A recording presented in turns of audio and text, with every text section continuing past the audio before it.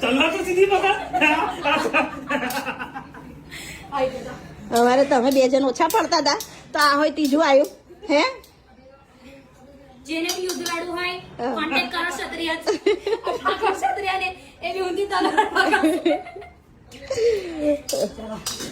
ચાલો ચાલો મોડું થાય છે હેડો હેડો બા, તમે હેડો. બેવ બાપ દીકરી મય તારે હું આવ ઠંડા પથરા જેવા છે બેવ જણ